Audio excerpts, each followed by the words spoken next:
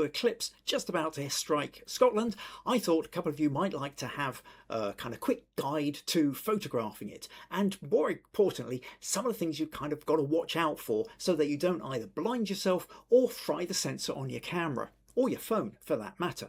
Now, the key thing to remember is never ever ever look directly at the sun through a camera lens, through the viewfinder, through any kind of optical device. What it's like doing is like sticking a magnifying glass in front of your eye to the sun. You're just going to fry out your retina. Okay, now warnings aside, it's a once in a very rare event. In fact, this could quite possibly be the last solar eclipse in the UK of this degree. It was about 90% or something in our lifetimes. Of course, you're going to grab your camera or you're going to grab your phone and you're going to try and get a shot of it. So how are you going to do it? If you've got a digital camera and you've got a flip out screen, you tilt the camera. So the camera can be pointing up the way, but you pull the screen out so you're looking down. You're not looking directly at the sun.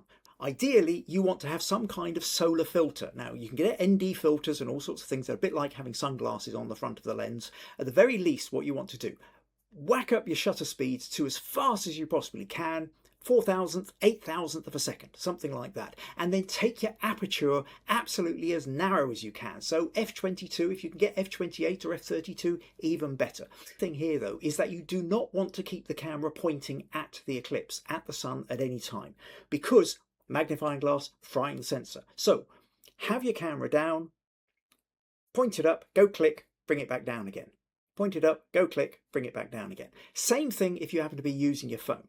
Okay, you do not look through up like this, right? Because you will end up looking directly at the sun. So hold it down, look down, shoot it up.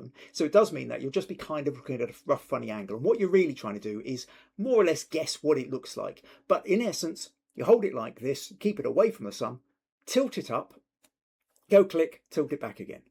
Check, see, did it work? Tilt it up, click, tilt it back down again.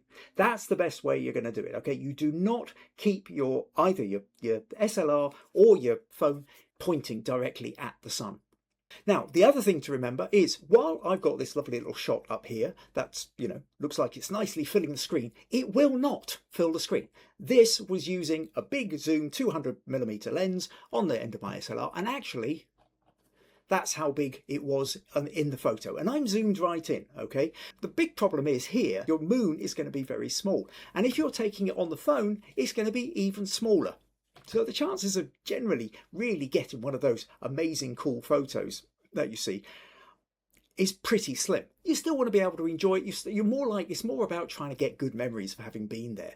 The other thing to remember is, if we look at this, it's a sliver in the sky. It's almost a kind of so what. There's no real reference point. What's going to make it more interesting is if you have something else in the photo. So in the sky on its own, it was dull and boring. Stick it next to a chimney stack, and it was much more interesting. And then it became even more interesting when a couple of crows came and landed on it as well. Really, if you want to kind of make your eclipse photo a little bit more interesting, then have a bit of a tree, have a bit of a hill, have some other kind of landscape in it. Make it an interesting landscape photo with the little crescent, because that's really what's going to make your photo an interesting one. Now, if you can get down to a loch, some kind of, bit of water reflecting, you might even be able to get a nice little kind of reflection across the water at the same time as having the moon hanging in the sky. Now remember, being about 7 o'clock in the evening here in the UK means it's pretty much directly west. So what you want to do is you want to get yourself to a point whereby maybe you have water reflecting. If you're over by Stranraer or something like that, then great, you've got the sea there. What you're really looking at, though, is the idea of what would make a nice landscape photo with a crescent sun in it, rather than trying to just go, I'm going to get the crescent sun, because ultimately you zoom in on that and so what? And that's zoomed in, even that. But if it's just that and there's nothing else, then it's a kind of a dull photo. So hope that all makes sense.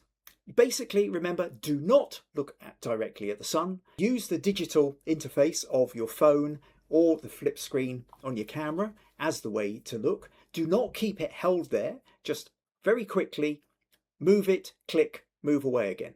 You do not want to fry your sensor. Beyond that, have fun shooting. And I'm really looking forward to seeing how everybody's going to tackle this.